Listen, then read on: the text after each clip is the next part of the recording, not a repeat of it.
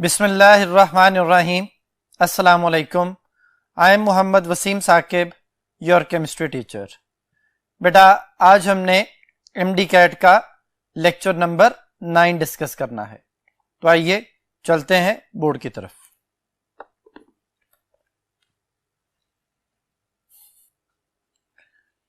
जी students, बेटा आज का जो हमारा टॉपिक है वो है ट्रांजिशन एलिमेंट्स। तो ट्रांजिशन एलिमेंट्स में जो चीज़ें आज हमने डिस्कस करनी है वो आपके सामने बोर्ड पे नजर आ रही हैं।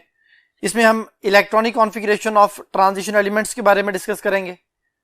3D सीरीज हमारे कोर्स में है, हम उसकी इलेक्ट्रॉनिक कॉन्फ़िगरेशन को डिस्कस करेंगे और वेरिएबल ऑक्सीडेशन स्टेट्स, इनकी एज ए कैटलिस्ट जो यूजेज है वो, कॉम्प्लेक्सेस की formation, colour of transition complexes और ज्योमेट्री ऑफ कॉम्प्लेक्सेस आइन with coordination number 4 and 6।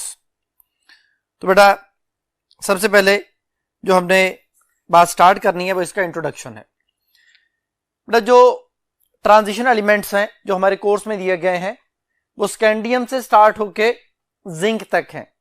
Scandium, titanium, vanadium, chromium, manganese, ferrous, cobalt, निकल, कॉपर, जिंक, ये बेटा वो ट्रांजिशन एलिमेंट्स हैं जिनको हम 3D सीरीज कहते हैं। जो यूट्रियम से शुरू होके कैडमियम पे एंड होते हैं ये 4D सीरीज कहलाते हैं। जो लेंथनम से स्टार्ट होके मरकरी तक हैं, हाइड्रागारम तक हैं, ये 5D सीरीज कहलाते हैं। हमारे कोर्स में सिर्फ 3D सीरीज है, यानी स्कैंडियम वाली जो है वो हमने जिंक तक सीरीज याद करनी है। इनका एटॉमिक नंबर 21, 22, 23, 24, 25, 26, 27, 28, 29 और 30 है। इनमें सबसे पहले तो ट्रांजिशन एलिमेंट की डेफिनेशन आती है कि जी हम इनको डिफाइन कैसे करते हैं।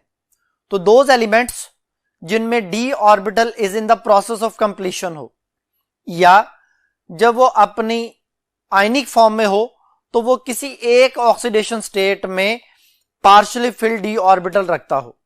ये दो डेफिनेशन इसकी पॉसिबल डेफिनेशंस हैं जो कोर्स में प्रोवाइड की गई हैं।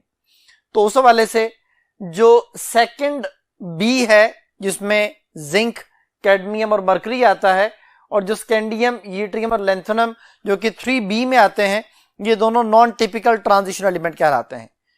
क्यों इनको नॉन टिपिकल कहा जाता है?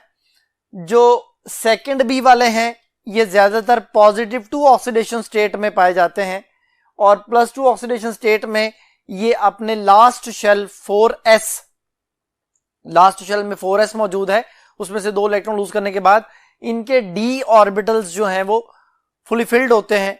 3D फुली फिल्ड है, जिस वजह से ये अपनी आयनिक स्टेट में या न्यूट्रल स्टेट में d जो है ना वो पार्शियली फिल्ड नहीं रखते। d orbital is not in the process of completion, that's why they are considered as non typical transition element. इसी तरह जो स्कैंडियम, यूट्रियम वगैरह हैं ये +3 ऑक्सीडेशन स्टेट शो कर रहे होते हैं। तो +3 ऑक्सीडेशन स्टेट में ये अपने जो d के इलेक्ट्रॉन्स हैं वो लूज कर देते हैं, और d के इलेक्ट्रॉन लूज करने के बाद इनमें जो d ऑर्बिटल है वो उसमें ना वो पार्शियली फिल्ड होता है ना उसके अंदर कोई इलेक्ट्रॉन मौजूद होता है, d 0 हो जाता है, जिसकी वजह से हम कहते हैं कि ये उसकी जो टिपिकल डेफिनेशन है ट्रांजिशन एलिमेंट की फॉलो नहीं करता। इस वजह से इनको नॉन टिपिकल ट्रांजिशन एलिमेंट कहा जाता है। तो जो बाकी एलिमेंट बचते हैं, titanium, vanadium, manganese, ferrous, cobalt, निकल वगैरह, ये सारे टिपिकल ट्रांजिशन एलिमेंट्स कहलाते हैं। उसके बाद बेटा इनकी जनरल प्रॉपर्टीज आ जाती हैं। जितने भी ट्रांजिशन एलिमेंट हैं ज्यादातर मेटल्स हैं, हार्ड मेटल्स होते हैं, इनके मेल्टिंग और बॉइलिंग पॉइंट हाई होते हैं, it means they are hard metals. ये इलेक्ट्रिसिटी और हीट के अच्छे कंडक्टर होते हैं, दे आर गुड कंडक्टर्स। ज्यादातर ये एलॉयज बनाते हैं, आपस में मिलके दूसरी मेटल्स के साथ मिलके एलॉयज बनाते हैं, स्टेबल एलॉयज होती हैं।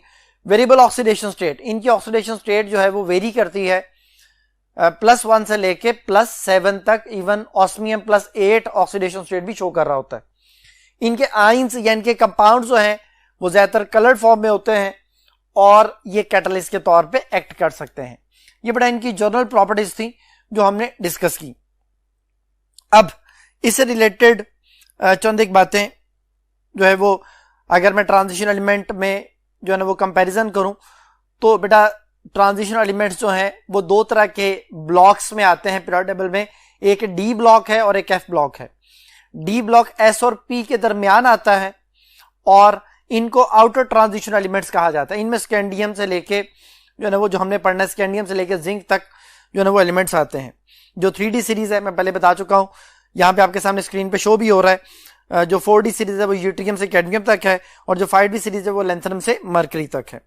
उसके आगे 6D सीरीज है वो हमारे उसमें पीरियोडिक में कंप्लीट नहीं है।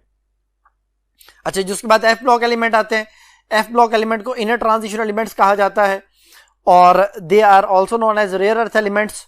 इनको दो कैटेगरीज में डिवाइड किया गया है जिनमें लैंथेनाइट सीरीज और एक्टिनाइट सीरीज है। लैंथेनाइट सीरीज जो है वो लैंथेनम से स्टार्ट होती है, उसमें सीरियम से लेकर लुटेशियम तक है, और एक्टिनाइट सीरीज जो है वो एक्टिनम से स्टार्ट होती है, उसमें थोरियम से लेकर लॉरेंशियम तक जो है वो एलिमेंट्स मौजूद होते हैं। तो ये वाले एलिमेंट्स जो हैं ये एफ ब्लॉक एलिमेंट्स कहलाते हैं। अच्छा जी, अब आते हैं बेटा इनकी इलेक्ट्रॉनिक कॉन्फ़िगरेशन की तरफ, क्योंकि उसके बाद ही हम इनसे रिलेटेड एमसीक्यूज को डिस्कस कर सकेंगे। तो बेटा इलेक्ट्रॉनिक कॉन्फ़िगरेशन को हमने बड़े ध्यान से समझना है। इलेक्ट्रॉनिक कॉन्फ़िगरेशन समझने के बाद इसी में सारा कॉन्सेप्ट जो है वो छुपा हुआ है। तो सबसे पहले जो है वो इनकी जनरल इलेक्ट्रॉनिक कॉन्फ़िगरेशन, अगर डी ब्लॉक एलिमेंट्स की जनरल इलेक्ट्रॉनिक कॉन्फ़िगरेशन के बारे में डिस्कशन की जाए तो बेटा इनकी जनरल इलेक्ट्रॉनिक कॉन्फ़िगरेशन है n-1 डी के अंदर इलेक्ट्रॉन आप जानते हैं 1 से लेकर 10 तक हो सकते हैं, और फिर उसके बाद ns और उसके अंदर इलेक्ट्रॉन 1 से लेकर 2 तक हो सकते हैं। तो जो भी नंबर s के साथ होगा उससे एक नंबर स्मॉलर d के साथ होगा। क्योंकि हम 3D सीरीज पढ़ रहे होते हैं तो 3D सीरीज में 3D अगर है तो 4s होगा, यानी s के साथ जो नंबर होना है उससे एक नंबर कम जो है वो d के साथ आएगा। अब d के अंदर इलेक्ट्रॉन 1 से 10 तक वेरी कर सकते हैं और इसी तरह इसके अंदर इलेक्ट्रॉन 1 से 2 तक वेरी कर सकते हैं। स्कैंडियम से लेकर जिंक तक 21, 22, 23, 24, 25, ये बेटा 24 है, 24, 25, 26, 27, 28, 29, 30, ये बेटा इनके एटॉमिक नंबर्स आ गए। एटॉमिक नंबर के बाद उनकी इलेक्ट्रॉनिक कॉन्फ़िगरेशन ये किस तरह से हम फिलअप करते हैं। वैसे तो तरतीब ये है कि 1s2 2s2 2p6, फिर 3s2 3p6, देन फिर उसके बाद 4s जो है ना वो आता है और 3d आता है। 4s पहले फिल हो जाता है, लो एनर्जी की वजह से एनर्जी गैप जो है जो हम जो है ना वो न्यूक्लियस से दूर जाते हैं तो energy gap between the shells and sub shell जो है वो डिक्रीज होता चला जाता है, जिसकी वजह से 4s पहले फिल होता है। लेकिन अगर इलेक्ट्रॉन रिमूव करने हो तो 4s में से ही पहले रिमूव होते हैं और 3d बाद में फिल होता है। तो 3d हम तरतीब के लिहाज से तो 3d पहले लिखते हैं, जब इसकी इलेक्ट्रॉनिक कॉन्फ़िगरेशन लिखी जाती है तो 3d पहले 4s बाद में। तो पहले आर्गॉन कहा था कि 18 इलेक्ट्रॉन, यानी 18 इलेक्ट्रॉन जो है वो स्कैंडियम के आर्गॉन जैसे ही हैं। तो इन सब के 18 इलेक्ट्रॉन जो कि आर्गॉन जैसे हैं तो आर्गॉन जो है वो हम इलेक्ट्रॉनिक कॉन्फ़िगरेशन में लिखते हैं, देन 3d फिर 4s। तो आर्गॉन 18, मैं यहां पे फिलहाल इसको समझने के लिए 18 लिख देता हूं, ये 18 आ गया, 18 और 2 20 और ये 21। 3d के अंदर एक इलेक्ट्रॉन है और ये बाय डेफिनेशन तो ट्रांजिशन एलिमेंट है, लेकिन ये टिपिकल ट्रांजिशन नहीं है। अभी उसकी रीजन बताई थी कि स्कैंडियम +3 जो है ना वो स्टेट में एग्जिस्ट करता है। तो जब +3 आयनिक स्टेट में होगा तो 2 इलेक्ट्रॉन 4s में से जाएंगे और एक d में से जाएगा। जब d के अंदर या अपनी आयनिक स्टेट में d के अंदर कोई भी इलेक्ट्रॉन मौजूद नहीं है तो it is not considered as typical transition element, फिर हम इसे नॉन टिपिकल ट्रांजिशन एलिमेंट कहते हैं। टाइटेनियम है आर्गॉन 18, फिर 20 और ये 2 मिलके 22। अब जब नेक्स्ट हम उसे चलते हैं वेनेडियम में 23 इलेक्ट्रॉन्स हैं, आर्गॉन 18 और ये 2 20 और फिर डी के टोटल 3 इलेक्ट्रॉन, यानी डी के अंदर एक एक करके इलेक्ट्रॉन बढ़ रहे हैं। लेकिन आके प्रॉब्लम शुरू होती है क्रोमियम पे। क्रोमियम 24 एटॉमिक नंबर है, एटॉमिक नंबर 24 मतलब 24 इलेक्ट्रॉन्स हैं, आर्गॉन 18 आ गया। 18 के बाद 4s में 2 इलेक्ट्रॉन आते तो ये 20 हो जाता और डी में 4 आते तो ये इस तरह से टोटल 24 हो जाता। लेकिन D4 अनस्टेबल होता है। अनस्टेबल मीन कि दो तरह के जो शेल और सब शेल जो है वो स्टेबल होते हैं, हाफ फिल्ड और फुली फिल्ड। तो जो D हमारे पास सब शेल है वो जब हाफ फिल्ड होता है तो ज्यादा स्टेबल होता है।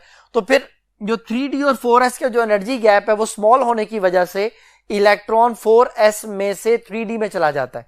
तो 4s में एक इलेक्ट्रॉन रह जाता है और d के अंदर 5 इलेक्ट्रॉन हो जाते हैं। इस तरह d जो है वो हाफ फिल्ड हो जाता है, जो ज्यादा स्टेबल इलेक्ट्रॉनिक कॉन्फ़िगरेशन है। तो इस तरह से ये क्रोमियम का स्पेशल केस आ गया जिसमें 4s में 1 इलेक्ट्रॉन होता है और D5। जब मैंगनीज पे जाएंगे तो मैंगनीज 25 18 इलेक्ट्रॉन आर्गॉन वाले, फिर ये 220 और ये 5D के अंदर इस तरह 25 हो गए।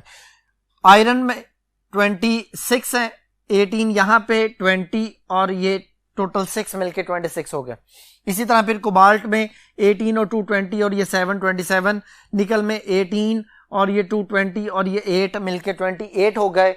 कॉपर में आगे फिर प्रॉब्लम स्टार्ट होती है। कॉपर बेटा एटॉमिक नंबर 29 है, होना क्या चाहिए था आर्गॉन 18 और यहां पे 2 होते तो 20 और यहां पे 9 इलेक्ट्रॉन आते तो ये टोटल इस तरह से उसकी इलेक्ट्रॉनिक कॉन्फ़िगरेशन होनी चाहिए थी, होती नहीं है। होता क्या है कि डी, मैंने भी बताया था कि 2 तरह के जो हमारे पास शेल और सब शेल जो है वो स्टेबल होते हैं, हाफ फिल्ड और फुल फिल्ड। तो डी के अंदर जब 9 इलेक्ट्रॉन आते हैं तो ये अपने फुल फिल्ड होने के बहुत ज्यादा करीब है, तो फिर D9 में एक इलेक्ट्रॉन 4s में से आता है तो D10 हो जाते हैं। इस तरह से 4s जो है वो हाफ फिल्ड रह जाता है और D जो है वो फुली फिल्ड हो जाता है। 3D जो है वो हमारे पास फुली फिल्ड और S के अंदर एक इलेक्ट्रॉन आ गया। तो इसका मतलब ये हुआ कि क्रोमियम और कॉपर ये 2 एलिमेंट ऐसे हैं जिनकी एबनॉर्मल इलेक्ट्रॉनिक कॉन्फ़िगरेशन है। तो ये दोनों हमने याद करने हैं कि ये दोनों एबनॉर्मल इलेक्ट्रॉनिक कॉन्फ़िगरेशन रखते हैं, बाकी सबकी नॉर्मल इलेक्ट्रॉनिक कॉन्फ़िगरेशन है। तो आर्गॉन 18 और ये 19 और ये 10 मिलकर 29 हो गए। फिर जिंक में आ जाएं 32 इलेक्ट्रॉन 4s में गए, 18 ये हैं 20 और ये 10 मिलकर टोटल 30 हो गए। तो जब जिंक +2 ऑक्सीडेशन स्टेट में होता है तो वो इलेक्ट्रॉन जो है वो 4s में से जाते हैं, बाकी डी फुल फिल्ड रहता है। डी फुल फिल्ड होने की वजह से ये टिपिकल ट्रांजिशन एलिमेंट की डेफिनेशन को फॉलो नहीं करता। ये था बेटा उनकी इलेक्ट्रॉनिक कॉन्फ़िगरेशन।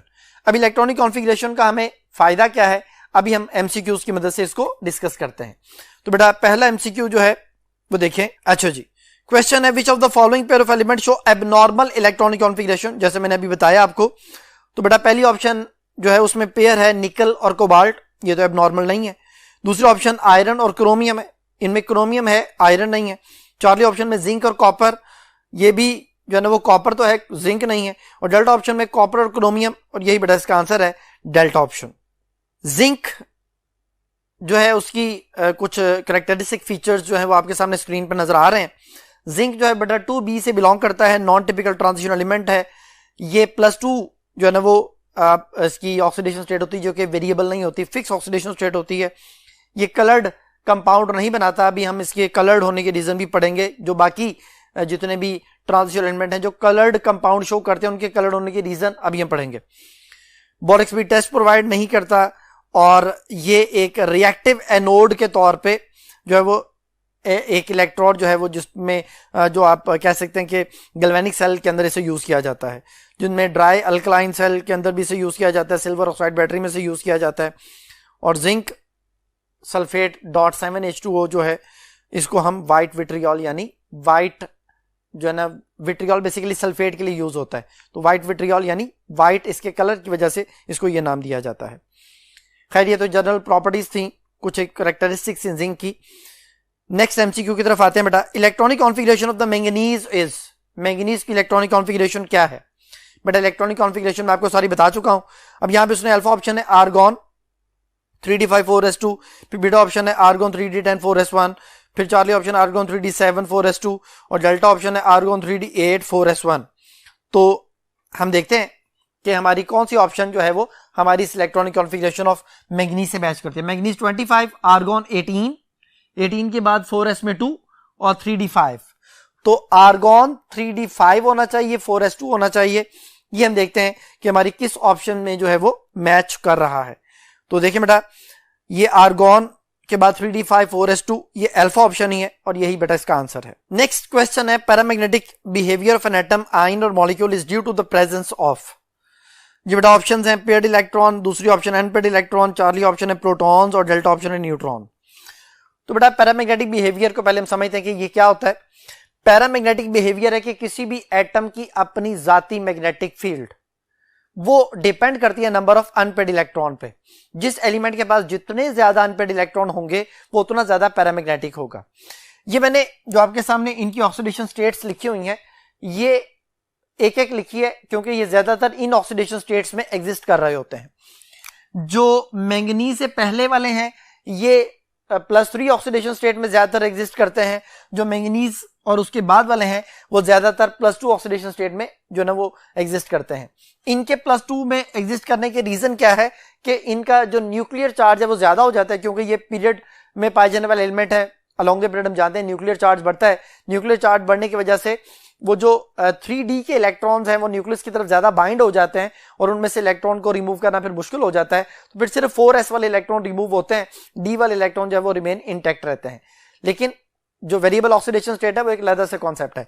हम बात करें कि इनकी आयनिक स्टेट ज्यादातर जो एग्जिस्ट करती है वो कौन सी है, वो मैंने बताई रीजन उसकी। अब हमारे पास बात आती है कि इन जो मैंने आपके सामने आयनिक स्टेट्स लिखी हैं इनमें बहुत ज्यादा पैरामैग्नेटिक कौन सा है, डायमैग्नेटिक कौन सा है और जो है ना वो वीकली पैरामैग्नेटिक कौन सा है। तो देखते हैं, जब अनपेड इलेक्ट्रॉन ज्यादा होंगे तो पैरामैग्नेटिक बिहेवियर भी ज्यादा होगा। अनपेड इलेक्ट्रॉन मीन मैं बच्चों को राइट हैंड से कॉन्सेप्ट समझा रहा होता हूं कि हमारा जो राइट हैंड है जब ये बंद होता है तो ये एंटी क्लॉकवाइज बंद होता है। दुनिया की कोई चार्ज बॉडी जब स्पिनिंग करती है तो वो एक मैग्नेटिक फील्ड क्रिएट करती है। तो जो एटम जिसके अंदर इलेक्ट्रॉन्स जो हैं वो एंटी क्लॉकवाइज स्पिनिंग कर रहे होंगे तब वो एक मैग्नेटिक फील्ड क्रिएट करेंगे जिसको हम अपवर्ड डायरेक्शन से शो करते हैं। तो अगर एक इलेक्ट्रॉन मौजूद है तो वो एक मैग्नेटिक फील्ड है, दो अनपेड इलेक्ट्रॉन है दो मैग्नेटिक फील्ड हो जाएंगी। लेकिन जब वो पेयर होंगे तो फिर वो एक दूसरे की मैग्नेटिक फील्ड जो बन रही होंगी उसको वो कैंसिल कर रहे होंगे। आप उसे कैंसिल कह लें या आप उसे ये कह लें कि फिर वो एक्सटर्नल मैग्नेटिक फील्ड में स्लाइटली रिपल्शन शो कर रही होगी। जो हमारे पास एक एक इलेक्ट्रॉन वाले हैं या अनपेड इलेक्ट्रॉन्स वाले हैं वो एक्सटर्नल मैग्नेटिक फील्ड में स्लाइट अट्रैक्शन शो कर रहे होंगे। तो बेटा देखें, स्कैंडियम +3 से हम स्टार्ट करते हैं। स्कैंडियम +3 जो है वो मतलब क्या है कि 4s के 2 इलेक्ट्रॉन रिमूव कर दें, डी का भी 1 इलेक्ट्रॉन रिमूव कर दें, कोई अनपेड इलेक्ट्रॉन नहीं है, it is called as diamagnetic.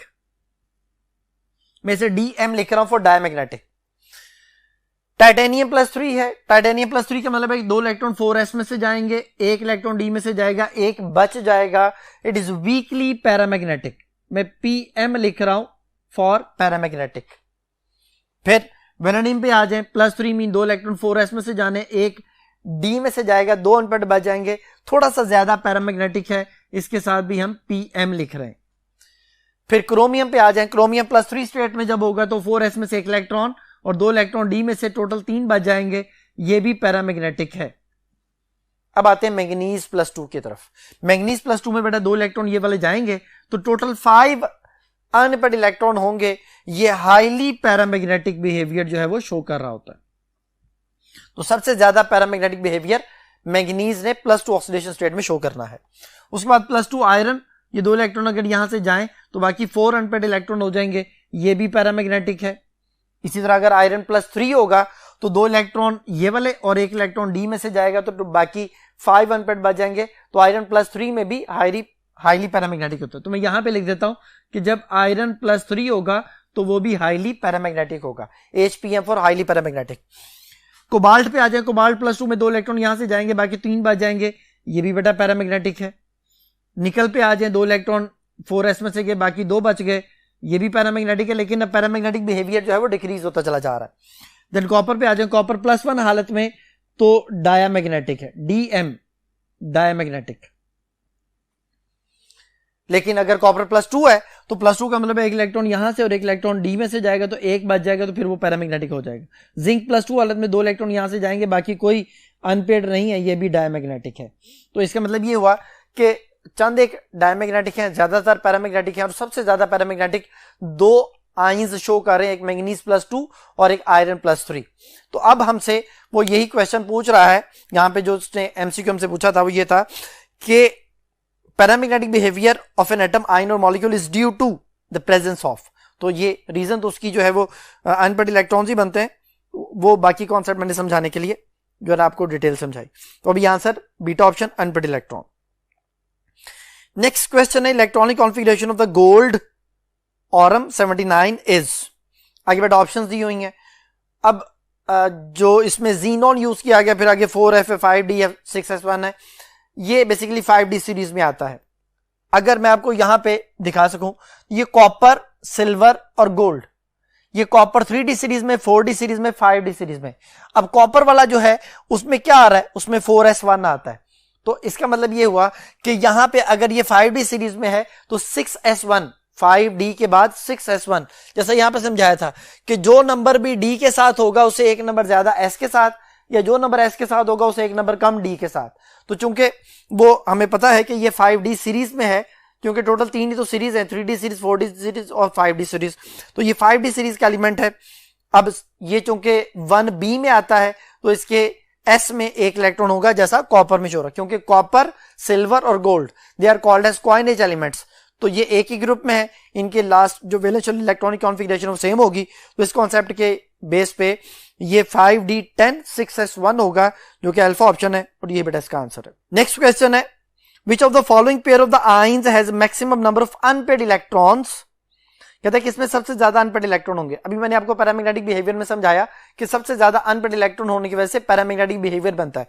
अब यहाँ पे पैरामैग्नेटिक बिहेवियर तो नहीं पूछ रहा, लेकिन नंबर ऑफ अनपेड इलेक्ट्रॉन पूछ रहा है, तो फिर इस कॉन्सेप्ट के हवाले से हमारे पास जो है ना वो दो आयंस बनते हैं जो मैंने भी बताए थे, मैंगनीज +2 और आयरन +3, और ये बेटा पहली ऑप्शन में ही है तो यही इसका आंसर है। बीटा ऑप्शन निकल +2 है तो ये तो आंसर नहीं बनता। चार्ली ऑप्शन में मैंगनीज +3 है, ये भी पॉसिबल नहीं है। डेल्टा ऑप्शन में कॉपर +3 है, ये भी पॉसिबल नहीं है, तो फिर इसका आंसर है अल्फा ऑप्शन। नेक्स्ट क्वेश्चन है, which element of the 3D series of the periodic table show the electronic configuration of the argon. Argon के बाद 3D8 4s2, बेटा आर्गॉन तो सब में ही है। अब हमने देखना है 3D8 कहां पे है। 3D8 2 4 6 और ये 2 8 और ये 4s2, तो इसका मतलब है निकल जो है वो 3D8 4s2 होता है, तो फिर हमारे पास जो आंसर निकल होगा, तो फिर पहली ऑप्शन कॉपर है, दूसरी कोबाल्ट है, तीसरी जिंक है, एंड डेल्टा ऑप्शन निकल है, और यही बेटा इसका आंसर है। नेक्स्ट है, the correct electronic configuration of the chromium +3 is, यानी क्रोमियम +3 में कौन सी उसकी इलेक्ट्रॉनिक कॉन्फ़िगरेशन होगी। तो क्रोमियम की तो हमने इलेक्ट्रॉनिक कॉन्फ़िगरेशन पढ़ ली है कि आर्गॉन 18 4s1 3d5, लेकिन +3 हालत में 4s का एक इलेक्ट्रॉन चला जाएगा और d के 2 इलेक्ट्रॉन चले जाएंगे, तो बाकी d के 3 बच जाएंगे, यानी 4s0 होगा और 3d3 होगा। तो आर्गॉन के बाद 4s0 और 3d3, तो पहली ऑप्शन 3d4 है, पॉसिबल नहीं है। दूसरी ऑप्शन 3d5 है, वो भी पॉसिबल नहीं है। चौथी ऑप्शन 3d2 है, वो भी पॉसिबल नहीं है। डेल्टा ऑप्शन 3d3 है, यही बेटा इसका आंसर है 3d3 4s0 डेल्टा ऑप्शन। जी बेटा, अब आपके सामने एक जो ना स्लाइड आ रही है, इसमें कुछ बातें मैं पहले बता चुका हूं, कुछ बातें जो है ना वो आपने जरा समझनी है, याद करनी है। एलिमेंट्स जो है ना वो ऑफ द 3D सीरीज, जो हेडिंग बनी हुई है वो है पॉइंट्स टू बी रिमेंबर्ड, कि आपने कौन से पॉइंट्स याद रखने हैं हमेशा। तो पहले नंबर पे पॉइंट बनता है, elements of the 3D series show +3 and +2 oxidation state, कि जो 3D सीरीज के एलिमेंट्स हैं वो दो तरह के ऑक्सीडेशन स्टेट शो करते हैं, मैं आपको बता चुका हूं, +3 +2 दोनों ऑक्सीडेशन स्टेट होती हैं। जो मैंगनीज से पहले वाले हैं वो सारे +3, मैंगनीज और मैंगनीज के बाद वाले सारे +2। जो लोअर ऑक्सीडेशन स्टेट में ये कंपाउंड शो कर रहे होते हैं वो आयनिक होते हैं, और जब ये हायर ऑक्सीडेशन स्टेट में जाते हैं तो फिर ये कोवलेंट कंपाउंड शो करना शुरू कर देते हैं, जैसे कि MnO4 वगैरह, तो उसमें मैंगनीज और ऑक्सीजन का कोवलेंट बॉन्ड बन जाता है। या K2Cr2 में क्रोमियम +6 होता है, तो वो भी कोवलेंट कंपाउंड जो है वो उसकी जो आप नेचर कह सकते हैं वो कोवलेंट होना शुरू हो जाती है। तो रीजन जो मैं पहले बता चुका हूं आपको। यहां पे हम चंद एक ऑक्सीडेशन स्टेट्स को भी जरा डिस्कस कर लें। ऑक्सीडेशन स्टेट बेटा स्कैंडियम में +2 +3 होती है, टाइटेनियम में +2 +3 +4 होती है, वेनेडियम में +2 +3 +4 +5 होती है, क्रोमियम में +2 +3 +4 +5 +6 होती है, मैंगनीज में मैक्सिमम लिख रहा हूं +7 तक होती, यानी +2 +3 +4 +5 +6 +7, KMnO4 में +7 होता है। फिर एक एक नंबर कम करते जाए। आयरन में मैक्सिमम जो ऑक्सीडेशन स्टेट है वो +6 तक होती है, एक नंबर कम करते हैं। कोबाल्ट में मैक्सिमम जो है वो इसकी ऑक्सीडेशन स्टेट +5 तक होती है, एक नंबर कम हो गया। फिर निकल में जो मैक्सिमम ऑक्सीडेशन स्टेट है वो +4 पे होती है। इसी तरह कॉपर में मैक्सिमम ऑक्सीडेशन स्टेट जो है वो +3 तक होती है, मैक्सिमम ऑक्सीडेशन स्टेट +3 तक होती है, और जिंक में मैक्सिमम +2 तक होती है। तो इसका मतलब ये हुआ कि स्कैंडियम में +2 +3 से शुरू होके एक एक नंबर आप बढ़ाते जाएं। मैंगनीज पे मैक्सिमम होगी +7 एंड देन डिक्रीज करते जाएं, तो जिंक पे आके मिनिमम होगी +2। इसमें 3 एलिमेंट हैं जो +1 ऑक्सीडेशन स्टेट भी शो करते हैं, वो मैंगनीज है, ये +1 शो करता है, आयरन +1 शो करता है और कॉपर +1 शो करता है। तो ये 3 एलिमेंट है, मैंगनीज, आयरन और कॉपर, ये +1 ऑक्सीडेशन स्टेट भी शो कर रहे होते हैं। तो जितनी कम ऑक्सीडेशन स्टेट उतना ज्यादा आयनिक कंपाउंड, जितनी ज्यादा ऑक्सीडेशन स्टेट उतना ज्यादा कोवलेंट कंपाउंड। जी बेटा, अब नेक्स्ट जो कॉन्सेप्ट है इससे रिलेटेड एमसीक्यू है, the common oxidation state of the titanium are. Titanium की कौन सी कॉमन ऑक्सीडेशन स्टेट्स हैं मैं आपके सामने लिख चुका हूं। पहली ऑप्शन +2 +3 है, दूसरी ऑप्शन +3 +4 है, चौथी ऑप्शन +3 -4 है, डेल्टा ऑप्शन +2 +3 +4 है। तो बता चुका हूं +2 +3 +4 ये उसकी मोस्ट कॉमन ऑक्सीडेशन स्टेट्स हैं, फिर इसका आंसर होगा डेल्टा ऑप्शन। जी बेटा, नेक्स्ट एमसीक्यू है, which pair of the compounds have same oxidation state of iron. कहते हैं किस पेयर ऑफ कंपाउंड में आयरन की ऑक्सीडेशन स्टेट सेम होगी। तो देखें, पहली ऑप्शन है फेरस सल्फेट। फेरस सल्फेट में सल्फेट चूंकि -2 है तो आयरन पे +2 होगा, और FeCl3 में क्लोरीन जो है वो चूंकि -1 होती है तो आयरन पे +3 चार्ज आ जाएगा। इसको मैं यहां पे लिख रहा हूं, ये फेरस सल्फेट है और ये FeCl3, ये -2 है तो ये +2, ये -1 × 3 तो ये +3। अब इन दोनों में आयरन की ऑक्सीडेशन स्टेट सेम नहीं है, तो फिर ये तो आंसर नहीं है हमारा। बीटा ऑप्शन जो है वो है फेरस सल्फेट और फेरिक क्लोराइड। फेरस सल्फेट में आपके सामने बता चुका हूं कि +2 ऑक्सीडेशन स्टेट होती है, तो अगर यहां पे FeCl3 की बजाय FeCl2 आ जाए तो इसका मतलब है कि ये +2, क्योंकि 2 का मतलब है कि -1 × 2 +2 हो जाएगा जब FeCl2 आएगा जो कि बीटा ऑप्शन है। तो इसका मतलब यहां पे बीटा ऑप्शन में आयरन +2 ऑक्सीडेशन स्टेट शो कर रहा है दोनों कंपाउंड्स में, और यही बेटा इसका आंसर हो सकता है। चार्ली ऑप्शन में फेरिक सल्फेट है जिसमें आयरन +3 होता है और फेरस सल्फेट में आयरन +2 होता है, और डेल्टा ऑप्शन में फेरस क्लोराइड जो कम ऑक्सीडेशन स्टेट उसमें फेरस और ज्यादा ऑक्सीडेशन स्टेट फेरिक, तो फेरस क्लोराइड FeCl2 है और फेरिक +3 जो है वो हमारे पास ऑक्सीडेशन स्टेट आ गए। तो इसका जो आंसर हुआ वो बीटा ऑप्शन। जी बेटा, next question again, oxidation state of the manganese in KMnO4 and K2MnO4 and MnSO4 is in the order respectively। कहता ऑक्सीडेशन स्टेट जो है ना मैंगनीज की KMnO4 में, K2MnO4 में, MnO2 में, MnSO4 में क्या होगी। तो बेटा मैंने अभी आपको बताया था कि KMnO4 में ये मैक्सिमम ऑक्सीडेशन स्टेट शो कर रहा होता है +7। तो सबसे पहले +7 आपने देखना है कि किस ऑप्शन में नंबर 1 पे लिखा हुआ है, क्योंकि KMnO4 नंबर 1 पे है। तो +7 ऑक्सीडेशन स्टेट 2 जगह पे है, अल्फा और चार्ली में, यानी हमारा आंसर इन दोनों में है, बीटा और डेल्टा में हमारा आंसर नहीं है। फिर K2MnO4 को अगर हम यहां पे कैलकुलेट करें तो K2MnO4 -2 × 4 +1 × 2 +6, तो K2MnO4 में मैंगनीज +6 है, यानी +7 के बाद +6 आना चाहिए। ये +7 के बाद +6 जो है वो अल्फा ऑप्शन में नहीं है, चार्ली ऑप्शन में, तो फिर यही बेटा इसका आंसर होगा। MnO2 में मैंगनीज +4 होता है और MnSO4 में मैंगनीज +2 होता है, फिर इसका आंसर हुआ चार्ली ऑप्शन। जी बेटा, नेक्स्ट क्वेश्चन को सॉल्व करने के लिए हम नेक्स्ट बोर्ड की तरफ चलते हैं।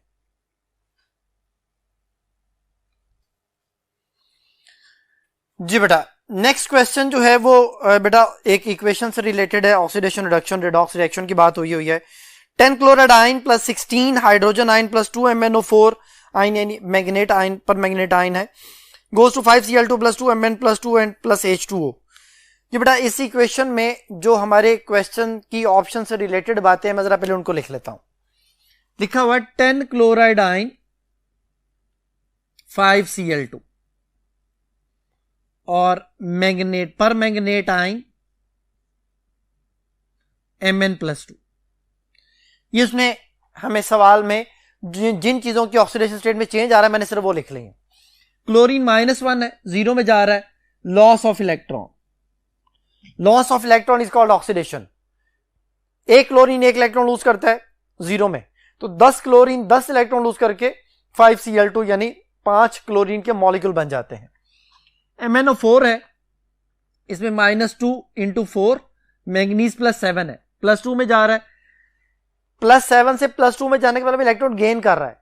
तो आप ऑक्सीडेशन स्टेट से याद कर लें कि अगर ऑक्सीडेशन स्टेट में आपको डिक्रीज नजर आ रहा है, एक सिंपल मैथमेटिक के नंबर में डिक्रीज नजर आ रहा है कि +7 एक बड़ा नंबर है, +2 छोटा नंबर है, तो +7 से +2 यानी रिडक्शन हो रही है, तो gain of electron is called reduction. Electron gaining हो रही है, इलेक्ट्रॉन रिडक्शन, यानी वो +7 से +2 में जा रहा है, रिडक्शन हो रही है। तो हमारे पास दोनों एलिमेंट आ गए कि क्लोरीन जो है वो अपनी ऑक्सीडेशन कर रहा है और मैंगनीज अपनी रिडक्शन कर रहा है। अब इससे रिलेटेड हमने देखना है कि ऑप्शंस कौन सी मैच करती हैं। तो पहली option manganese is oxidized from +7 to +2, तो मैंगनीज मैंने बता दिया कि रिडक्शन करती है, पहली ऑप्शन गलत हो गई। बीटा ऑप्शन है chlorine ions are reduced, chlorine oxidation कर रहा है, तो ये वाली ऑप्शन भी गलत हो गई। चार्ली ऑप्शन में क्लोरीन इज रिड्यूस्ड, ये वाली ऑप्शन भी गलत हो गई क्योंकि क्लोरीन ने अपनी ऑक्सीडेशन करनी। डेल्टा ऑप्शन है manganese is reduced from +7 to +2, ये बड़ा इसका आंसर ठीक है क्योंकि मैंगनीज की रिडक्शन हो रही है। अच्छा जी, अब बेटा नेक्स्ट जो कॉन्सेप्ट है वो है कलर से रिलेटेड। कलर जो है वो किस वजह से होता है, ट्रांजिशन एलिमेंट जो है वो अपने आइंस में और अपने कंपाउंड्स में किस तरह से कलर जो है ना वो शो करते हैं। इसका जो सारा ताल्लुक है, जो सारा दारोमदार है, वो बेसिकली डी ट्रांजिशन पे है। डी ट्रांजिशन से क्या मुराद है, हम इसको कैसे समझ सकते हैं। मैं यहां पे आपके सामने डी ऑर्बिटल्स बनाता हूं।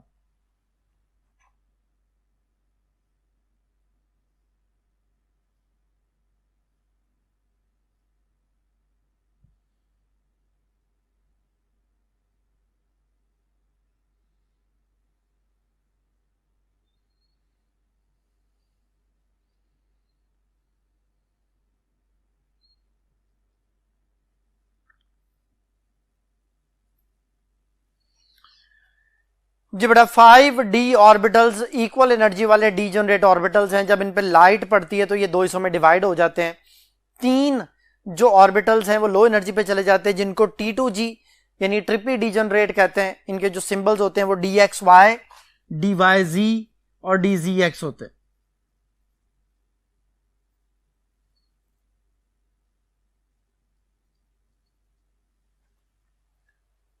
और जो हमारे पास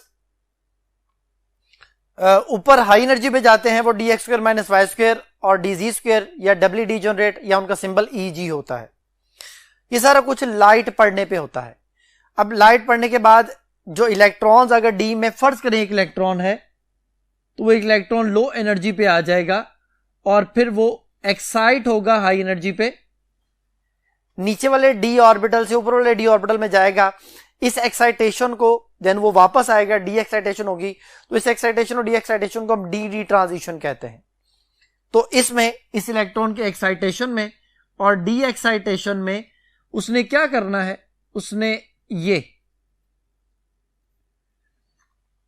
VIBGYOR violet, indigo, blue, green, yellow, orange, red 7 colours में से कुछ कलर्स एब्जॉर्ब करेगा, एक्साइट होगा इलेक्ट्रॉन, देन वो डी एक्साइट होगा और वो कुछ कलर्स एमिट करेगा। जो वो एमिट करेगा वो हमें नजर आएंगे। तो इसकी जो एमिटेंस है वो हमें पता चलनी है। उसने एब्जॉर्ब क्या किया हमें नहीं पता। तो ये जो डी ट्रांजिशन है ये डिपेंड किस पे कर रही है, डी के अंदर इलेक्ट्रॉन्स पे। और जो हाई एनर्जी वाले Eg जो है ना वो डी के ऑर्बिटल्स हैं वो वेकेंट होने चाहिए, उनमें कम से कम एक इलेक्ट्रॉन की गुंजाइश होनी चाहिए, फिर ही जो ना वो एक्साइटेशन डी एक्साइटेशन हो सकती है। जैसे डी के अंदर एक इलेक्ट्रॉन है तो ये एक्साइटेशन डी एक्साइटेशन हो गई, 2 इलेक्ट्रॉन है, 3 है, 4 है, 5 है, 9 तक ये एक्साइटेशन हो सकती है। लेकिन जब डी के अंदर 10 इलेक्ट्रॉन्स हो जाएंगे, जैसे अगर मैं इसको फर्ज करें यहाँ पे जो है ना वो फिल कर देता हूं इस तरह से, ये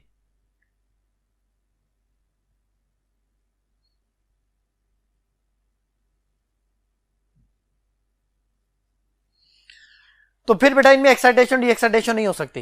तो इसका मतलब है कि जिसमें डी फुली फिल्ड होगा वो एक्साइटेशन डी एक्साइटेशन नहीं कर सकता। तो डी फुली फिल्ड कब होता है, जब डी के अंदर 10 इलेक्ट्रॉन्स हो।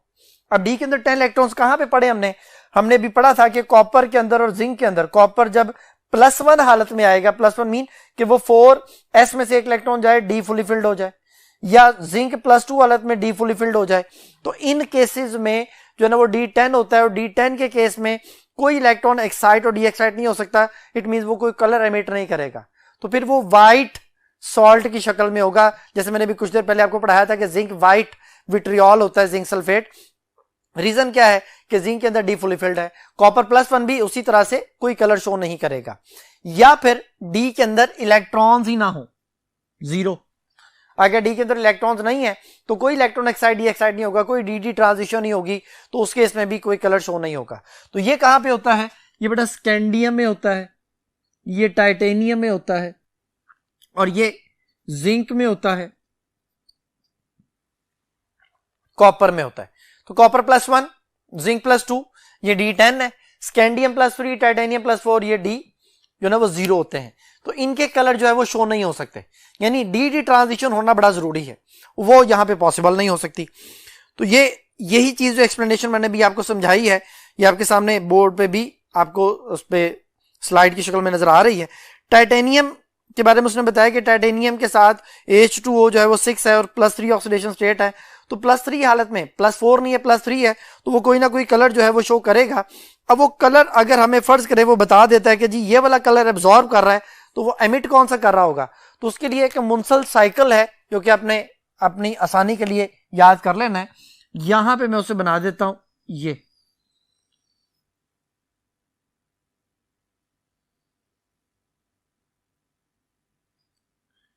एक सर्कल बनाए, उसके 6 पार्ट्स कर लें।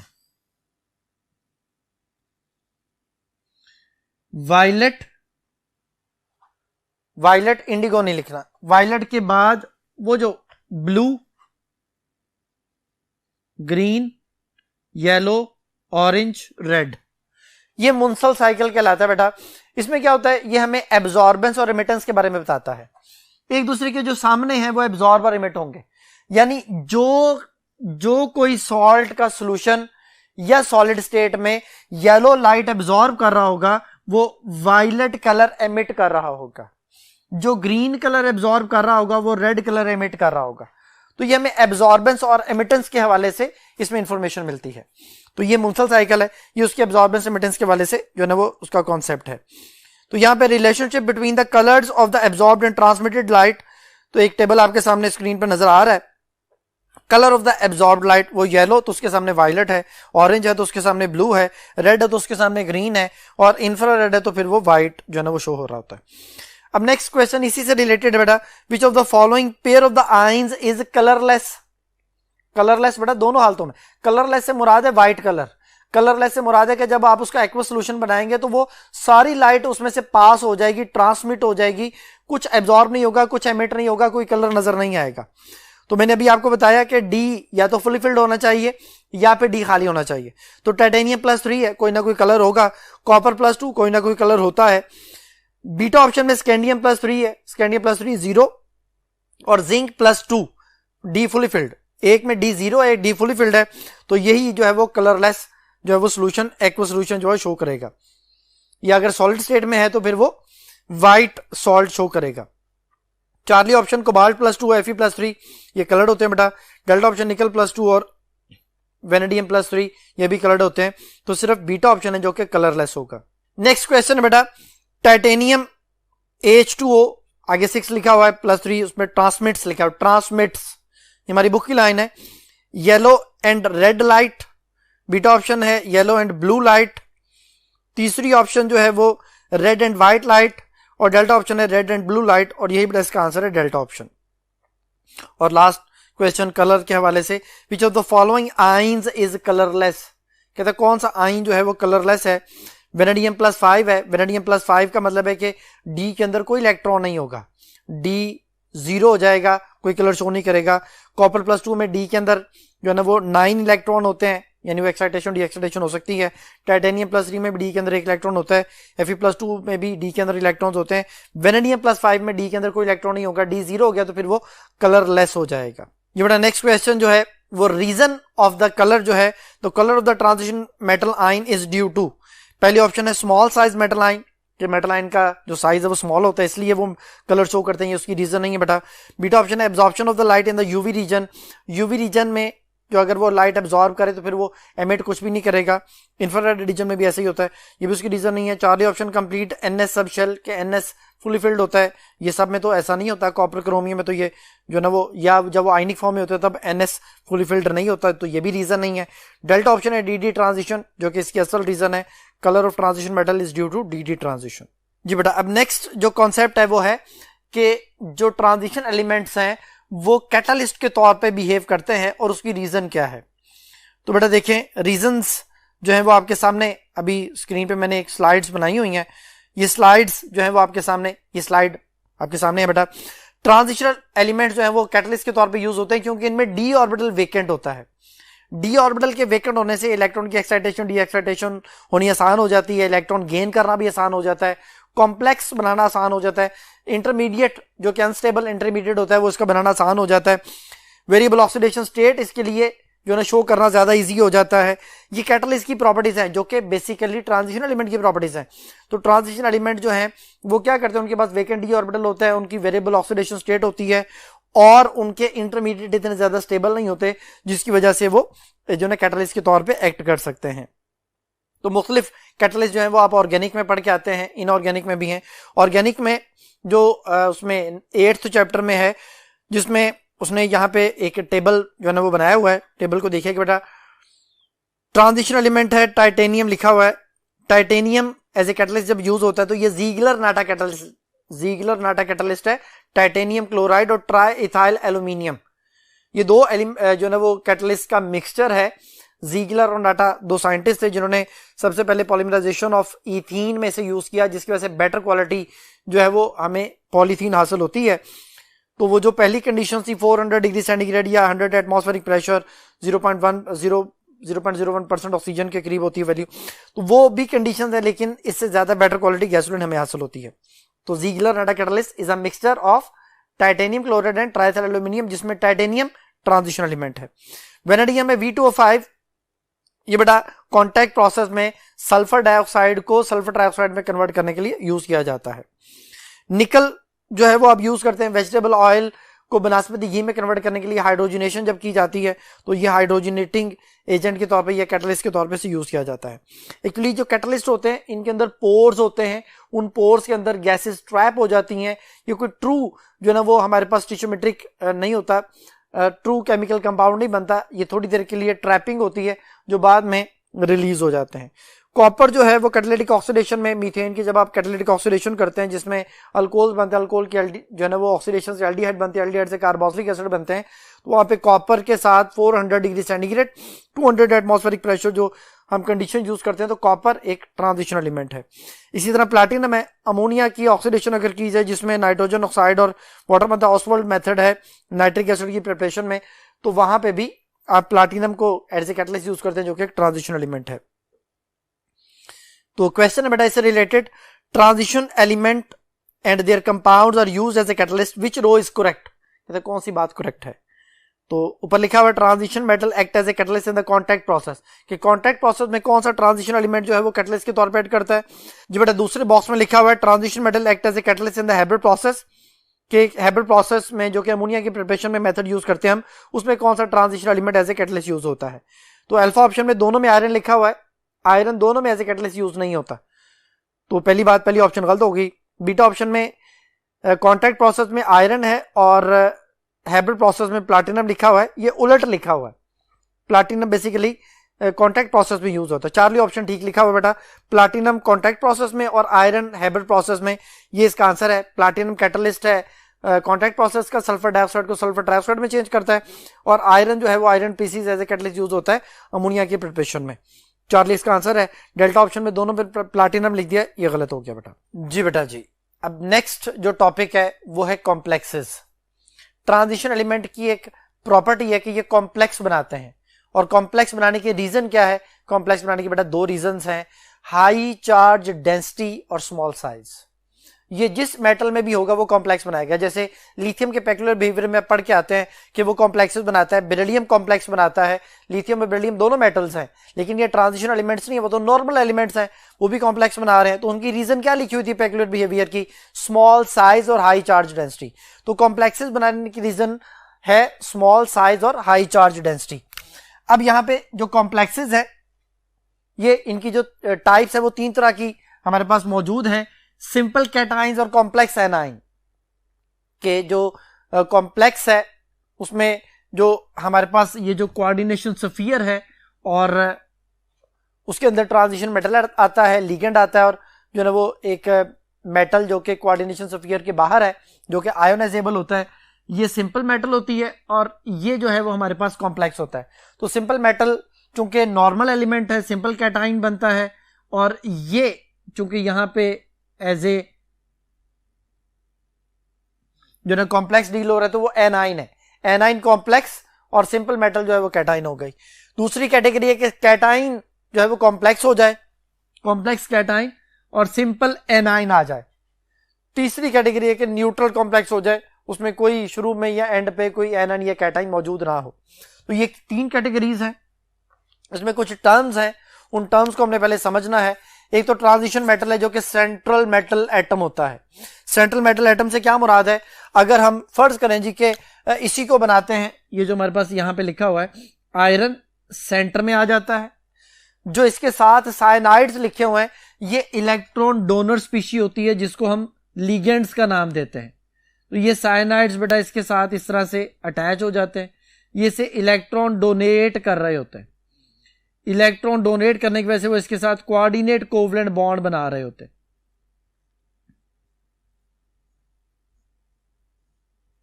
ये इस तरह से कॉम्प्लेक्स बन जाता है। ये आयोनाइजेबल जो है ना वो उसमें वैलेंसी नहीं होती, यानी साइनाइड हमेशा इसके साथ अटैच रहेंगे।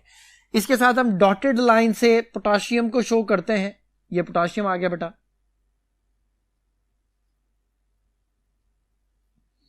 ये आयोनाइजेबल है।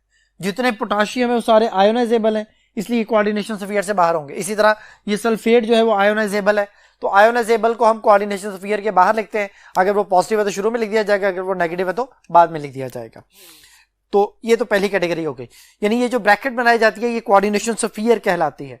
तो कोऑर्डिनेशन स्फीयर में 2 चीजें होंगी, एक तो ट्रांजिशन एलिमेंट यानी मेटल होगी, और दूसरे नंबर पे लिगेंड होगा। तो लिगेंड क्या चीज है, लिगेंड की क्या क्या कैटेगरीज है वो यहां पे पहले मैं समझा देता हूं, देन उसको हम उसके एक स्लाइड के जरिए भी समझते हैं। लिगेंड है बेटा इलेक्ट्रॉन पेयर डोनर स्पीशी, जो चीज इलेक्ट्रॉन पेयर डोनेट करती है वो लिगेंड कहलाती है। अब लिगेंड 2 तरह की कैटेगरीज हैं, वैसे तो 3 कैटेगरीज होती हैं, न्यूट्रल लिगेंड्स होते हैं, पॉजिटिव लिगेंड्स होते हैं, नेगेटिव लिगेंड्स होते हैं। हमारे कोर्स में 2 हैं, एक न्यूट्रल लिगेंड और एक नेगेटिव लिगेंड। न्यूट्रल लिगेंड जो है वो NH3 वाटर और कार्बन मोनोऑक्साइड, कार्बोनाइल जिसे बोला जाएगा, ये मोनोडेंटेट लिगेंड्स हैं। मोनोडेंटेट लिगेंड्स क्या होते हैं बेटा, MDL लिख रहा हूं इनको, मोनोडेंटेट लिगेंड। डेंटेट डेंटल से है, डेंटल दांत को कहते हैं, तो मोनोडेंटेट एक दांत वाला, यानी जो एक इलेक्ट्रॉन पे डोनेट करता हो वो मोनोडेंटेट लिगेंड कहलाएगा। जो 2 इलेक्ट्रॉन पे डोनेट करता हो वो बाइडेंटेट लिगेंड कहलाएगा। तो ये जो है जो कि हाइड्राजीन है ये बाइडेंटेट लिगेंड में आ जाता है। नेगेटिव लिगेंड में इसी तरह से फ्लोराइड, क्लोराइड, साइनाइड, हाइड्रोक्साइड, ये सारे जो है वो मोनोडेंटेट लिगेंड है, क्योंकि ये सारे के सारे जो है वो एक इलेक्ट्रॉन पे डोनेट करते हैं। और ये दोनों जो हैं वो बाइडेंटेट लिगेंड्स हैं जो कि 2-2 इलेक्ट्रॉन पे डोनेट करते हैं, जिनमें कार्बोनेट और ऑक्सलेट जो है वो मैंने लिखे हैं। जो बाइडेंटेट लिगेंड होते हैं ये चिलेट बनाने की एबिलिटी रखते हैं, मोनोडेंटेट लिगेंड जो है वो चिलेट नहीं बनाते। एक और कॉन्सेप्ट यहीं पे कि जितने मोनोडेंटेट लिगेंड्स लगे होंगे उतना ही कोऑर्डिनेशन नंबर होगा। ये जैसे यहां पे देखें कि साइनाइड 6 है, आयरन के साथ अटैच है, तो आयरन का कोऑर्डिनेशन नंबर 6 कहलाएगा, क्योंकि साइनाइड क्या है, मोनोडेंटेट लिगेंड है। अमाइन जो NH3 है ये भी मोनोडेंटेट लिगेंड है, तो ये 4 है तो इसका कोऑर्डिनेशन नंबर 4 होगा। कार्बोनाइल मोनोडेंटेट लिगेंड है, ये जो निकल के साथ अटैच है, 4 है तो इसका कोऑर्डिनेशन नंबर 4 होगा। तो इन बातों को हम स्लाइड्स के जरिए भी एक दफा डिस्कस कर लेते हैं। तो बड़ा स्लाइड आपके सामने है, components of the complex compound, ये स्लाइड है आपके सामने। टर्म्स सेंट्रल मेटल एटम में आपको बता चुका हूं, लिगेंड भी आपको बता चुका हूं मैं, कोऑर्डिनेशन नंबर कोऑर्डिनेशन नंबर की डेफिनेशन होती है basically number of electron pair donated to central metal atom, कि सेंट्रल मेटल एटम को कितने इलेक्ट्रॉन पेयर डोनेट किए गए हैं उसका कोऑर्डिनेशन नंबर कहलाता है बेटा। तो वो आपको बता चुका हूं कि जितने मोनोडेंटेट लिगेंड होंगे वो उसका कोऑर्डिनेशन नंबर होगा। लेकिन अगर बाइडेंटेट लिगेंड आ जाता है तो बाइडेंटेट लिगेंड की तादाद को आप 2 से मल्टीप्लाई कर देंगे। जैसे यहां पे अगर 4 लिखा हुआ है या 6 लिखा हुआ है, अगर बाइडेंटेट लिगेंड के साथ 4 लिखा होगा तो 4 मल्टीप्लाई बाय 2, अगर बाइडेंटेट लिगेंड के साथ 2 लिखा होगा तो 2 मल्टीप्लाई बाय 2, यानी जितने लिगेंड की तादाद होगी बाइडेंटेट की उनको आप 2 से मल्टीप्लाई कर देंगे। तो इस कॉन्सेप्ट के हवाले से वो इनका कोऑर्डिनेशन नंबर हमारे पास आ जाएगा। कोऑर्डिनेशन स्फीयर भी बता चुका हूं, ये जो बड़ी ब्रैकेट है ये कोऑर्डिनेशन स्फीयर है, जिसमें 2 टोटल जो है ना वो चीजें होती हैं, एक ट्रांजिशन मेटल एटम और दूसरा जो है ना वो लिगेंड। तो यहाँ पे इसको प्रोमिनेंट करके भी दिखाया हुआ है। ये K4FeCN6, इसमें देखें कि जो पूरी ब्रैकेट है उसको coordination sphere, iron transition metal cation, CN जो है वो लिगेंड, और जो 6 है वो कोऑर्डिनेशन नंबर। तो ये सारी चीजें जो इसमें क्लियर हो गई। तो अब इसी से रिलेटेड MCQ देखें, द सेंट्रल एटम और ion along with the ligand is called, कि सेंट्रल एटम आयन हो या एटम हो जो भी हो, वो लिगेंड के साथ उसको क्या कहते हैं? पहली ऑप्शन है कॉम्प्लेक्स आयन, दूसरी ऑप्शन है लिगेंड, तीसरी ऑप्शन है कोऑर्डिनेशन सफियर, और चौथी ऑप्शन है कॉम्प्लेक्स कंपाउंड्स। तो बेटा इसको कोऑर्डिनेशन सफियर कहते हैं, यानी चार्ली ऑप्शन। अच्छा जी, अब बेटा हमारे पास जो नेक्स्ट टॉपिक है वो है इसकी ज्योमेट्री और इसकी हाइब्रिडाइजेशन से रिलेटेड। ज्योमेट्री और हाइब्रिडाइजेशन का कॉन्सेप्ट समझने के लिए मैंने यहाँ पे एक छोटा सा जो ना वो एक ट्रिक सा बनाया हुआ है कि अगर हमारे पास AB4 कैटेगरी है, AB4 कैटेगरी से मुराद है कि सेंट्रल मेटल एटम के साथ 4 लिगेंड लगे हुए हैं, और अगर उसमें कॉपर +1 ऑक्सीडेशन स्टेट में है तो AB4 कैटेगरी में वो फिर sp3 हाइब्रिडाइजेशन होगी उसकी, और उसकी जो शेप है वो टेट्राहेड्रल होगी। जैसे कॉपर के साथ ये साइनाइड है, यहाँ पे साइनाइड की जो ऑक्सीडेशन स्टेट है वो -1 होती है, 4 से मल्टीप्लाई किया -4, आंसर -3 लाना है, इस पे +1 चार्ज आएगा। तो +1 कॉपर, AB4 कैटेगरी, यानी कॉपर के साथ 4 लिगेंड है तो ये AB4 कैटेगरी बन गई, +1 चार्ज है, sp3 इसकी हाइब्रिडाइजेशन होगी, इसकी जो ज्योमेट्री होगी वो टेट्राहेड्रल होगी। लेकिन अगर AB4 कैटेगरी में ही, यानी कॉपर के साथ 4 लिगेंड ही लगे हों, लेकिन कॉपर पे +2 चार्ज आ जाए, फिर ये DsP2 हाइब्रिडाइजेशन होगी, और DsP2 की जो शेप होती है वो सुकेर प्लेनर होती है, जिसकी बेस्ट एग्जांपल कॉपर के साथ 4 अमाइन है, ये 0 ऑक्सीडेशन स्टेट होती है, 0 × 4 0, तो कॉपर पे +2 चार्ज आ जाता है। तो ये दो कैटेगरीज आपने याद रखनी है, कॉपर के हवाले से स्पेशल केस आप कह लें ताकि जरा कॉन्सेप्ट याद रहे। अब यहाँ पे मैंने इसी से रिलेटेड जो है वो एक टेबल बनाया हुआ है, उस टेबल को देखें, उसमें हमें काफी सारी बातें क्लियर हो जाएंगी। टाइप्स ऑफ ज्योमेट्री, कि उसकी जो शेप क्या होगी, तो लीनियर जब sp हाइब्रिडाइजेशन होगी, सिल्वर जो है वो ज्यादातर sp जो ना वो हाइब्रिडाइजेशन को शो करता है, लीनियर ज्योमेट्री होती है, और इसकी जो एग्जांपल है वो सिल्वर के साथ 2 अमाइन अगर आ जाएं तो ये लीनियर ज्योमेट्री AB2 शेप, इसको मैं कैटेगरी बोलता हूं। टेट्राहेड्रल है sp3, ये मैंगनीज +2 हालत में, जिंक +2 हालत में, निकल या कॉपर +1 हालत में जो है वो sp3 जो ज्योमेट्री को शो करते हैं, और टेट्राहेड्रल इनकी ज्योमेट्री का जो है ना वो आप कह सकते हैं शेप का नेम होगा। DsP2 जो है वो कॉपर +2 हालत में जब होता है तो DsP2 है, सुकेर प्लेनर, कॉपर के साथ 4 अमाइन, एग्जाम्पल आपको बता चुका हूं।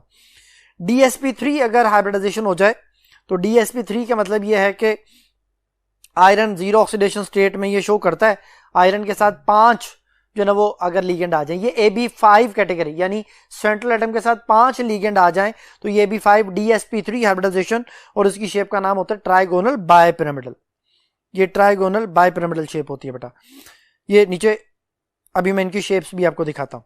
ऑक्टाहेड्रल जो हमारे पास ज्योमेट्री है वो D2sp3 हाइब्रिडाइजेशन को शो करता है, इसमें 6 लिगेंड होंगे, सेंट्रल एटम के साथ 6 लिगेंड होंगे, जैसे यहाँ पे आयरन के साथ 6 लिगेंड जो है वो अटैच है। तो ये ऑक्टाहेड्रल ज्योमेट्री होती है, इसकी हाइब्रिडाइजेशन को D2sp3 कहा जाता है। तो इसका मतलब ये हुआ कि आपने कैटेगरीज इस तरह याद करनी है कि AB2, यानी अगर जो सेंट्रल मेटल एटम है उसके साथ 2 लिगेंड लगे हैं तो AB2, अगर वो 4 लिगेंड लगे हैं तो AB4, अगर वो 5 लिगेंड लगे हैं तो AB5, अगर वो 6 लिगेंड लगे हैं तो AB6। तो AB6 D2sp3, AB5 DsP3, और AB4 में 2 कैटेगरीज sp3 और DsP2, और AB2 में sp। ये बेटा उनकी ज्योमेट्री आपके सामने देखें, ज्योमेट्री में MnCl4 ये टेट्राहेड्रल है, कॉपर सुकेर प्लेनर शेप है, आगे आयरन के साथ 5 कार्बोनाइल है, पेंटा कार्बोनाइल है, तो ये ट्राइगोनल बायपिरामिडल है DsP3, और कोबाल्ट के साथ 6 लिगेंड्स लगे हुए हैं, ये D2sp3 ऑक्टाहेड्रल शेप हो गया। अब यहाँ पे क्वेश्चन है कि carbonate is a dash ligand. पहली ऑप्शन है टेट्राडेंटेट, दूसरी ऑप्शन है बाइडेंटेट, तीसरी ऑप्शन है हेक्साडेंटेट, चौथी ऑप्शन है ट्राइडेंटेट। तो बेटा ये एक बाइडेंटेट लिगेंड है, बीटा ऑप्शन इसका आंसर हो गया। Transition metals commonly show which type of the geometry. Next question है कि ट्रांजिशन मेटल कौन सी ज्यादातर ज्योमेट्री शो करते हैं, तो बेटा ऑक्टाहेड्रल ज्योमेट्री इनकी मोस्ट कॉमन जो ना वो ज्योमेट्री होती है। तो पहली ऑप्शन सुकेर प्लेनर है, दूसरी ट्राइगोनल बायपिरामिडल है, तीसरी ऑक्टाहेड्रल है, यही बेटा इसका आंसर है, डेल्टा ऑप्शन लीनियर है। अब नेक्स्ट क्वेश्चन है coordination number of and oxidation state of the chromium in K3Cr(C2O4) thrice are respectively. बेटा हम इसको लिख लेते हैं, लिखने के बाद हम इसको डिस्कस करते हैं। K3Cr C2O4 थ्राइस, ये आ गया जी। अब उसने हमसे पूछा है कि इसका आप ऑक्सीडेशन स्टेट भी बताएं और कोऑर्डिनेशन नंबर भी बताएं। तो पहले मैं इसको सॉल्व कर लूं, देन फिर हम इसकी ऑप्शन की तरफ चलते हैं। बेटा ये K3 है, पोटाशियम की ऑक्सीडेशन स्टेट फिक्स होती है +1, उसको 3 नंबर ऑफ एटम से मल्टीप्लाई करना है, ये +3 हो गया तो इस पे -3 आ गया। अब क्रोमियम और को ये जो ऑक्सलेट है, इन दोनों की ऑक्सीडेशन स्टेट का आंसर -3 लाना है। ऑक्सलेट की ऑक्सीडेशन स्टेट इधर लिखी हुई है -2 है, तो ये -2 आया, multiply by number of ligands, 3 से मल्टीप्लाई किया -6 हो गया। अब आंसर -3 लाना है, इस पे अगर +3 चार्ज आएगा तो इसका आंसर -3 आएगा, यानी यहां पे जो ऑक्सीडेशन स्टेट है वो हमने कैलकुलेट करके लिखनी है कि इन दोनों का आंसर ये आना चाहिए। अब यहां पे ये एक बाइडेंटेट लिगेंड है, मैंने भी बताया था कि बाइडेंटेट लिगेंड में कोऑर्डिनेशन नंबर निकालने के लिए आप जो है 2 से मल्टीप्लाई कर दें इसके नंबर को, यानी जितने नंबर ऑफ बाइडेंटेट लिगेंड्स हैं उनको आपने 2 से मल्टीप्लाई कर देना।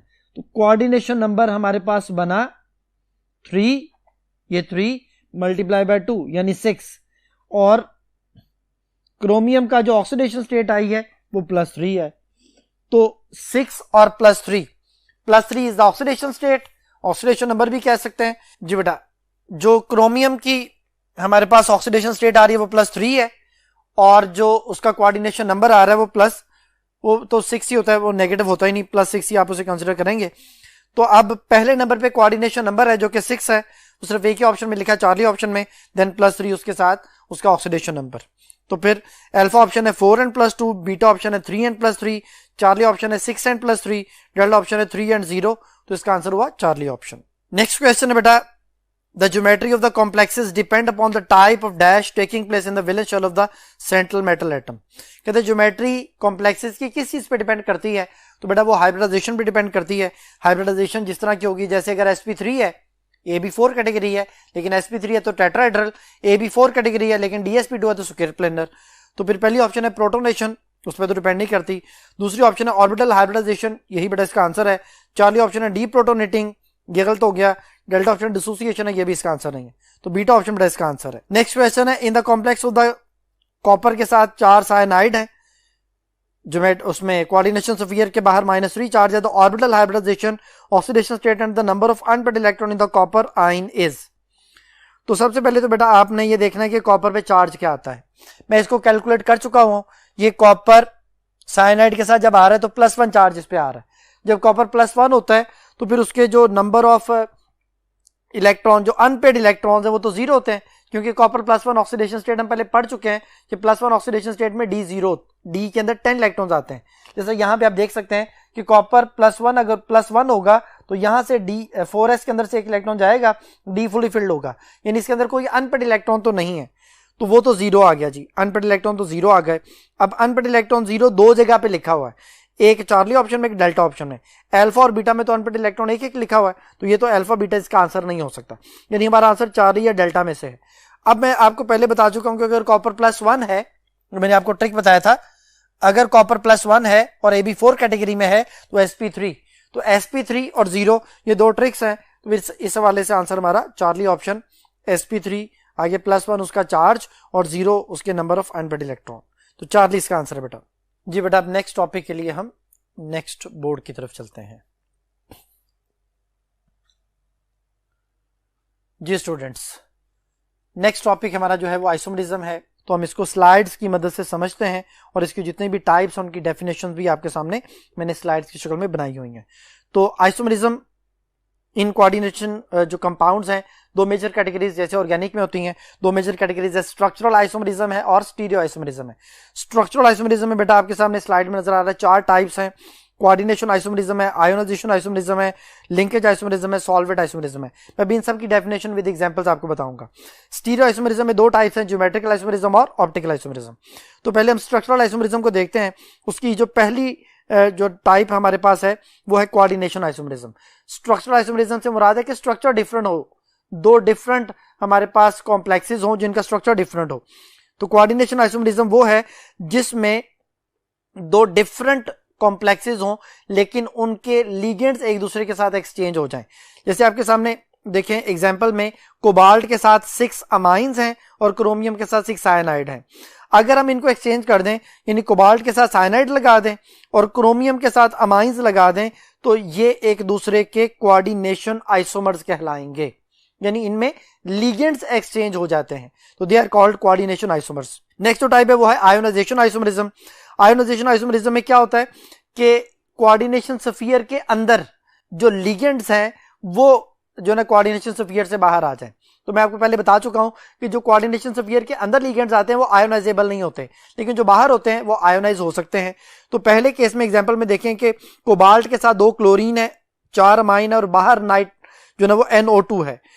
नेक्स्ट केस में NO2 जो है वो लिगेंड के अंदर और क्लोरीन जो है वो लिगेंड जो था वो एक आयोनाइजेबल आयन बन के लिगेंड उसमें कोऑर्डिनेशन स्फीयर से बाहर। तो हम इसमें ये कहेंगे कि वो जो हमारे पास बाहर आयोनाइजेबल सूरत में नेगेटिव आयन था वो खुद एक पोटेंशियल लिगेंड होता है, तो वो लिगेंड के तौर पे ऐड कर सकता है। तो अगर वो उस कोऑर्डिनेशन स्फीयर के अंदर आ जाएगा फिर हम इसको आयोनाइजेशन आइसोमर का नाम देंगे और फिनोमेना का नाम आयोनाइजेशन आइसोमरिज्म होगा। थर्ड टाइप है लिंकेज आइसोमरिज्म। लिंकेज आइसोमरिज्म में जो लिगेंड के जुड़ने की आप कह सकते हैं जो एटम है वो चेंज हो जाता है। जैसे NO2 है तो NO2 में नाइट्रोजन के ऊपर लोन पेयर है जो जाके अटैक करता है लिगेंड को, इलेक्ट्रॉन पेयर डोनेट करता है, तो ये नाइट्रो होता है। लेकिन अगर ऑक्सीजन का जो लोन पेयर है वो जाके इलेक्ट्रॉन डोनेट करे तो फिर ये नाइट्रीटो कहलाता है।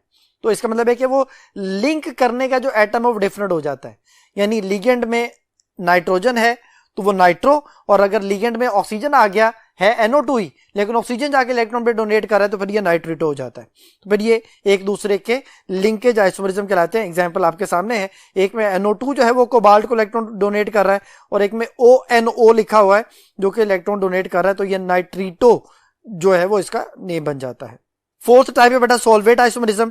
सॉल्वेट आइसोमरिज्म तो मुराद ये है कि जो सॉल्वेंट है वो लिगेंड के तौर पे ऐड करना शुरू कर दे। तो पहले केस में देखें आप, क्रोमियम के साथ 6 वाटर हैं, 3 क्लोरीन जो कि आयोनाइजेबल है। उसके साथ दूसरी एग्जांपल में वाटर जो है वो एक आयोनाइजेबल यानी वो सॉल्वेंट के तौर पे जो है ना वो ऐड करना शुरू कर देता है, तो ये सॉल्वेट जो है वो आइसोमरिज्म कहलाता है। नेक्स्ट टाइप जो है वो बेटा ज्योमेट्रिकल आइसोमरिज्म है। ज्योमेट्रिकल आइसोमरिज्म और स्टीरियो आइसोमरिज्म। स्टीरियो आइसोमरिज्म की बेसिकली टाइप्स हैं ज्योमेट्रिकल आइसोमरिज्म और ऑप्टिकल आइसोमरिज्म। ज्योमेट्रिकल आइसोमरिज्म में आप जानते हैं ऑर्गेनिक में सिस और ट्रांस होते हैं। तो सिस और ट्रांस में हमारे पास 2 कैटेगरीज हैं, एक कोऑर्डिनेशन नंबर 4 वाले और एक कोऑर्डिनेशन नंबर 6 वाले। तो पहले कोऑर्डिनेशन नंबर 4 वाले हम डिस्कस करेंगे। उसमें स्क्वायर प्लेनर जो है वो कैटेगरी जो है वो सिस ट्रांस को फॉलो करती है, बाकी जो टेट्राहेड्रल है वो सिस ट्रांस को फॉलो नहीं करती। तो इसमें एग्जाम्पल में आप ज्योमेट्री देखें आपके सामने है, स्क्वायर प्लेनर में सेंटर में M for central metal atom और उसके साथ 4 लिगेंड लगे हुए हैं 1 2 3 4। इसमें जो कंसेक्टिव नंबर्स हैं 1 2 2 3 3 4 1 4 ये सारे कंसेक्टिव नंबर्स हैं, ये सारे सिस कहलाएंगे। और जो ऑपोजिट नंबर होंगे जैसे 1 3 2 4 ये ट्रांस कहलाएंगे। तो ये अगर एग्जाम्पल अगर इनकी देखी जाए तो यहाँ पे एग्जाम्पल जो है उसने A और B के हवाले से समझाई हुई है कि A सेंट्रल जो M है वो सेंट्रल मेटल एटम हो गई, A2 और B2 यानी 2 सेम लिगेंड और 2 सेम लिगेंड, लेकिन A और B आपस में डिफरेंट है। तो एग्जांपल के तौर पे 2 क्लोरीन है, 2 अमाइंस हैं।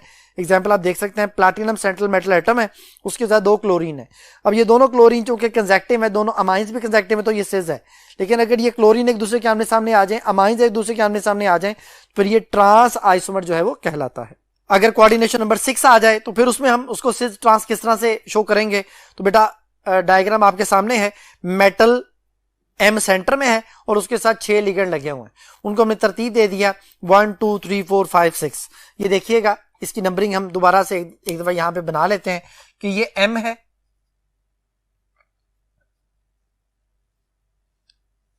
ये जैसे स्क्वायर बनता है, इसमें ये जो आएगा नंबर 1, ये 2, ये 3, ये 4, ये 5 और ये 6। तो अब हमारे पास ये नंबरिंग आ गई। इस नंबरिंग में अब आपने याद करना है कि सिस कौन से हैं।